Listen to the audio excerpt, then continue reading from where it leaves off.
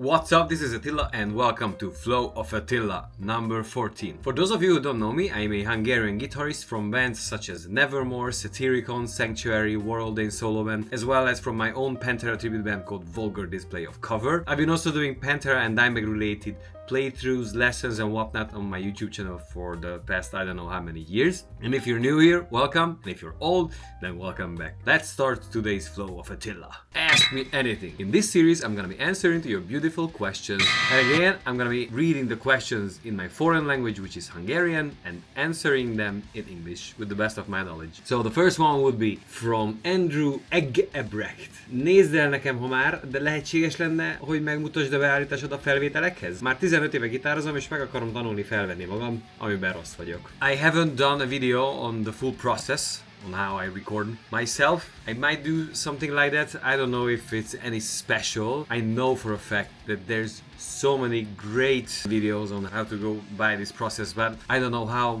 basic your knowledge is about the whole thing. I mean, you would need, of course, a laptop or a PC, an audio interface. I've been using a Focusrite, a totally basic, one of the cheaper ones, perfectly fine for what I've been using. I also have an X-Tone Pro from X-Sonic, which is a little better. It's also a MIDI pedal, so I actually gigged with that pedal using my laptop and some plugins, which is kind of fun. Maybe I do a video on that setup because that's more interesting, I think. And I also have an IK Multimedia iRig, which is a small one, only one input. Whenever I go on tour, I can take that small one with me. So these are the audio interfaces that I keep changing depending on which one I have on me, but they're all good. And then a DAW software, in my case that has been Cubase for the past, I don't know, 10-15 years, or Nuendo, which is almost the same. I used to use Pro Tools for a short while. It's really about which one you get used to. As of myself, I prefer Cubase because that's the one that I've been using. Yeah, if you want to get better at it, I mean, it's also a question like which part you want to get better, the actual recording part, and if that's the case, like how are you recording yourself? Are you using digital effect processors or miking up something, or do you want to get better at mixing or mastering? The knowledge that I have is kind of basic, what I've learned over the years, but there's so many great tutorials. So whenever I get stuck in a process, I just go on YouTube and type, I like search for the issue, and 10 out of 10 I found the solution instantly. So that's what I would suggest to you too. But if you want to know how I mix like my guitar sounds and whatnot, I will do more of that kind of videos. I've done one so far, which you can check it out here, in which I use the Neural DSP plugin, the Patron one, but I will be doing more videos like that using different gear, different softwares, different effect processors and whatnot. And then the next one would be from Dylan McAuliffe. Hé ember, lenne bármi tanácsod, hogyan gyakoroljam azokat a pengető gerevihéket? Olyan állatul csinálod ezeket. I hope that we're on the same page. So I assume that you're talking about this part.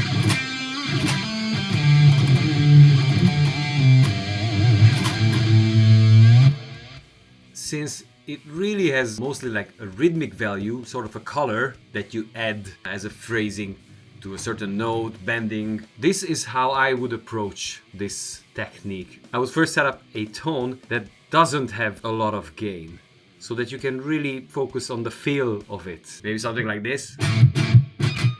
Just a little bit of gain. Let's focus on the right hand here. So it doesn't really matter what note are we talking about. Yeah, let's say we're on the G5. By the way, I'm tuned to 440 standard E now. There's two things. You have to mute definitely with this part of your hand until you hit the desired note. So you basically put your right hand, if you would do a palm mute. So that's the position that we're talking about. And many times I also mute with the left hand. Grab it this way or put it on the strings like this. Really depends which feels better to you. Once you have the muting going on, let's say we want to add all the strings that are above or below, depending on how you look at it, of the G string. You pick the E, A, and the D string like if it's a sweep. Like RAKE. So this is the movement. This is the note you would want to hear. Again, I'm muting with both hands now. If I did it, put would be different. So then the next goal would be to release both muting hands, this one away from the strings, as well as this, and do that right before you would hit, this case, the G5. Like this. Only practice this. Then later you can play with the strength of it. I mean, especially if you don't have too much gain, you can do it subtle or heavier like this. This is something to keep in mind that you can practice also. But the most important part is to get this synced, the muting and then the release. Okay, now we're using 3 strings for the raking, but you can also do it only on 2. Or just like arriving a little before. Another way, how I like to do it, is to add an upstroke also before. And then turn it around, like if it's a sweep, and then hit the note. Like this. If I do it this way, usually I don't mute on the way up, but the way down more so. But then I definitely use the left hand. Okay, now I'm gonna show this with a little bit more gain.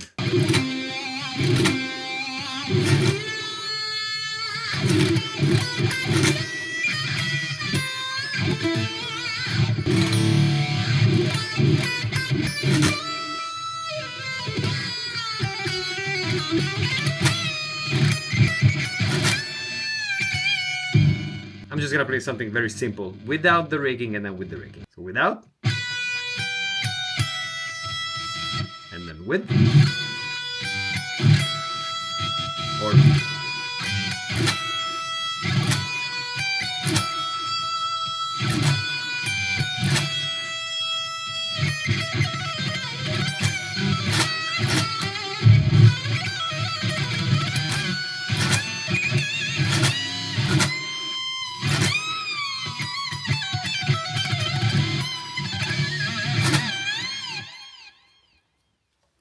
I don't know, something like this. The next question would be from Rare Yogurt Mail. That's a fun name. Tess, én szeretnék látni egy gitárgyűjtemény videót. Melyik a kedvenc dime gitárod, ami a nyilvánosság számára készült? Favorite dime guitar made for public? I actually answered this in the comment section, but wanted to include this in today's Ask Me Anything. So my favorite would definitely be the Dime Slime. The Washburn Dime Slime USA model with the flame maple top. Another fave would be the Dime Bolt, of course, so these the 2 classics really. But with the Dime Bolt, it's not the flame maple top, but the flat, the regular one. Because that's the one that I've seen with Dime the most. Then it gets very difficult for me to pick, because I really love the Stealth, the black Stealth. It's just one of the heaviest looking guitar ever made, I think. Although I'm quite picky about those, because the ones that were made for the public, they differed a lot. Some had like a wider silver contour, whereas others a little thinner. I prefer the thinner ones, also Washburn of course. But I also like the Southern Cross a lot.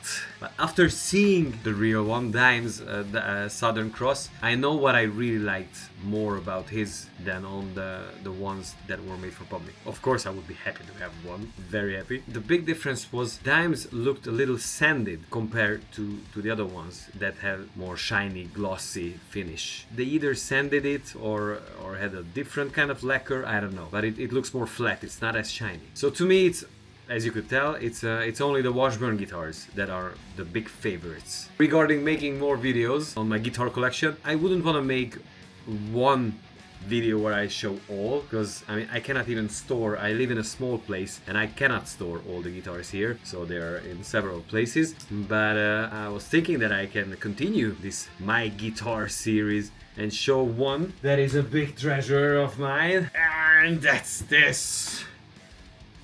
The Warhammer that I got from Zach.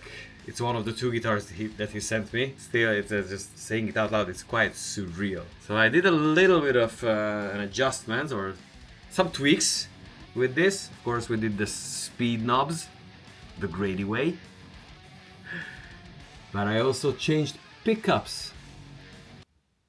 And it's not because I didn't like the EMGs, because I'm an EMG guy. and I have EMGs in the other guitar, the Thorax, but because we recorded our annual Dimebag tribute show in 2024 as well as this year, I wanted to make these guitar sounds feel very similar on stage compared to each other. That's why I switched the pickups, and also I just wanted to see kind of how it sounds, and it sounds amazing. Yeah, this guitar is really remarkable. I don't know about you guys, to me the Wild Audio guitars, pretty much all of them, I really love the fact that these outrageous guitars with the paint jobs and everything, they exist. I really appreciate it, and I happen to love the shapes. This one in particular, it says, when I first saw Zach using, I think it was the Dean SG Flying V mashup, I couldn't believe my eyes. I was like, I want that guitar. I love that guitar a lot. I was very happy when I saw Wild Audio coming up with this guitar. And then when I got this, it's ridiculous. Regarding the neck, it's a chunky neck. Definitely it is chunky, but it's not wide like the Ibanez is. And to me, with my hands, it actually feels pretty good. Although if you stand up and want to play solos, you have to struggle a little bit, for sure. Another cool thing about the Wild Audio guitars that I've tried so far, that they're so consistent. Like, they're all the same, pretty much. The ones that you want to buy are the ones that Zach uses. There's no special treatment for him. It's all the same. Oh yeah, one thing that I don't like about this guitar though, I might do this tweak, I just didn't want to ruin this, really, is this. The placement of the pick selector. As you can see, I actually broke it. I don't know. I guess I did it when I was doing a dive bomb, a dime squeal. Because the way I like to do it is to go back like this. And now I can feel that this way I actually hit the pickup selector, and I probably broke it like that.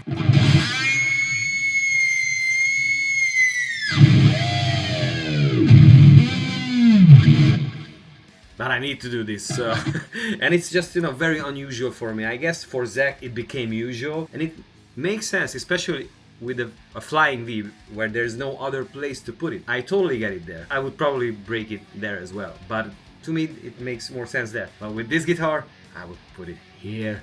This is the perfect place for it. I guess it's very unusual for Zach, so that's, you know, that's his personal preference. I'm thinking about putting it there. So yeah, we'll see. What do you think? Should I put it there or not? Would it destroy the guitar or not? Difficult questions. Maybe I should jam a little bit on this?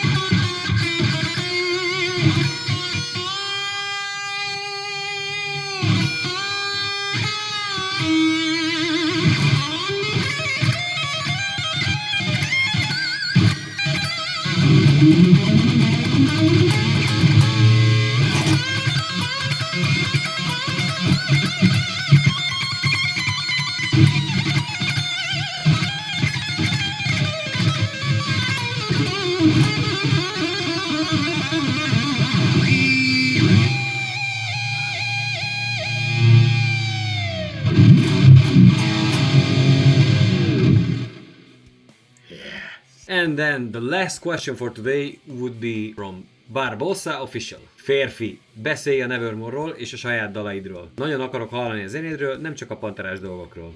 Well, it's been a couple of years, so if you're still here, thank you for your patience and thank you for the question. It means a lot because this is something I've been thinking about and putting some effort in, is that I don't want to be just looked at as a guitarist who plays only Dimebag and Pantera stuff, which I love, of course. It's in my DNA. It's a big part of my life, really big. But I also have my own stuff. I used to have a band called Leander Rising. We put out 2 albums, toured a lot. I did a lot of guest works. I also put together a solo album, a full-length album, which I'm very proud of. Also, I've been doing these Swola challenges just so that I, push myself to write as well as I show that side of my playing. Because yeah, I feel like I have a lot to say in that regard, like playing my original stuff and my ideas. So I was thinking that today I'm gonna be talking about a song that I wrote for my first ever solo album, and that album came out under the name of Strength of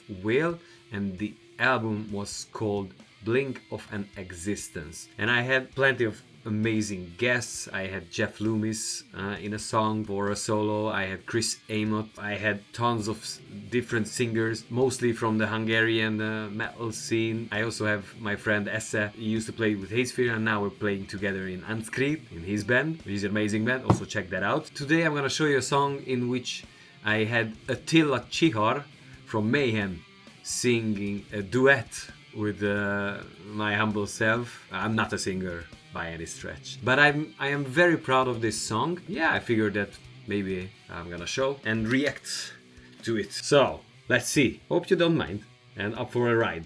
Also, one of the reasons, other than I'm very proud of this song, is that this one has a lyric video that I'm also very proud of. The song is called Pharaoh. Right in the beginning, what you hear, the noises, are all generated by guitar. At the time I was using a Fractal, the FM2, was it? The rack mount version, the second edition. Up to this day, my favorite guitar sound that I tweaked with that. But I was working on it for so long, for 2 weeks, until I got the rhythm sound that I have, which you can hear now. I'm very proud of that. The rest, I mixed everything, so I'm not that proud of it. Some parts of it. Okay, let's start. It's all guitars.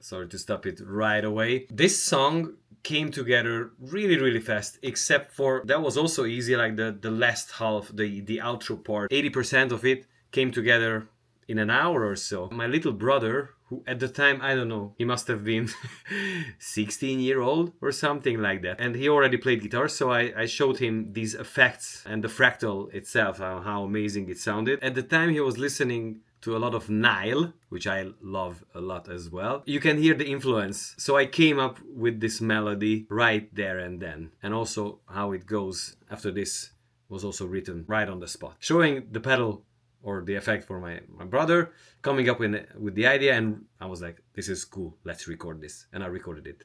I might have even used the same guitars, like the very same tracks, I think.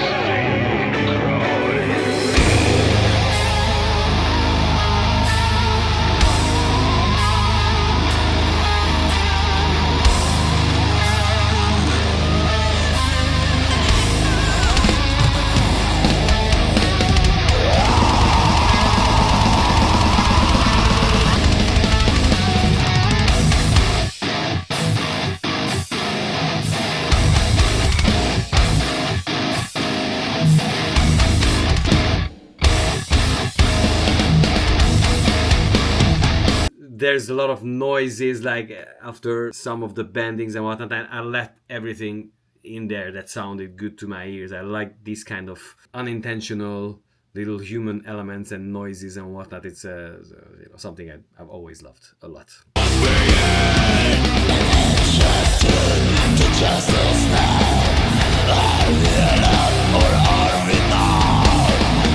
I don't have the guitar with me. That the verse where Attila sings, I did the bending above the nut. It's kind of fun, as well as on the fret. This part. No, the low ones, those were above the nut.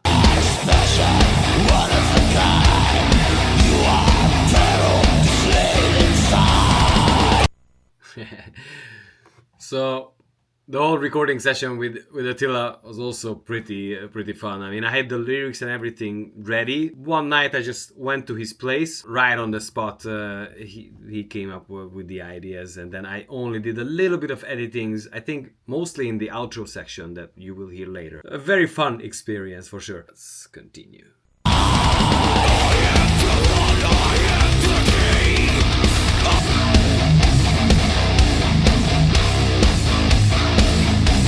Yeah, there you could see the bend above the nut. For the sake of the video, I did it in a cooler looking way, but normally I played it with the index finger. Yeah, here.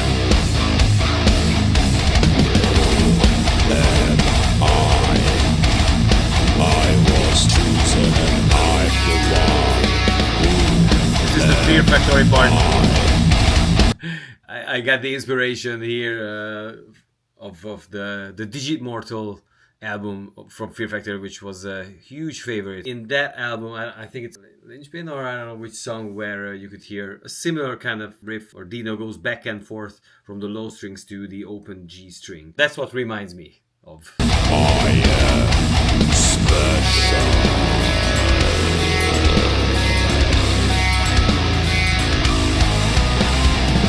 Inspiration, influence, not intentional, but I noticed it straight away. Taste and smell from your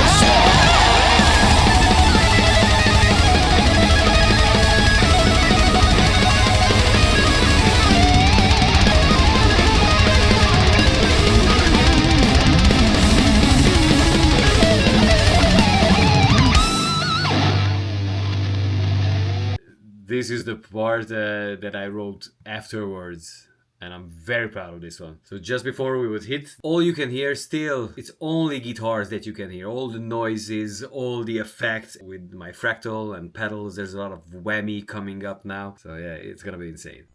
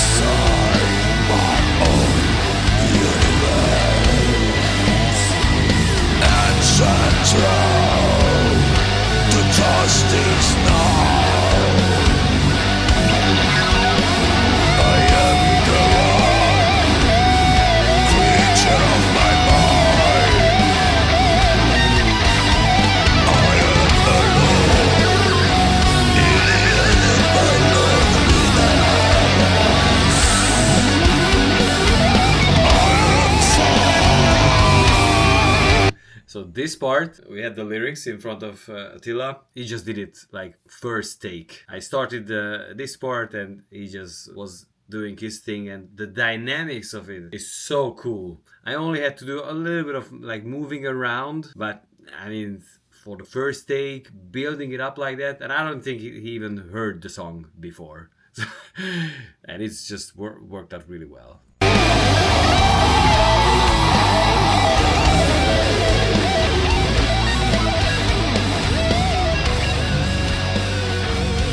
Yeah, normally I used to really not like songs that were fading out. This one felt like it's the only way that I could really stop it, because it went up, and then with that solo fading it out, it was kind of also a 90s vibe for me. Many bands did it at the time. Like for example with songs like 5 Minutes Alone or Walk from Pantera.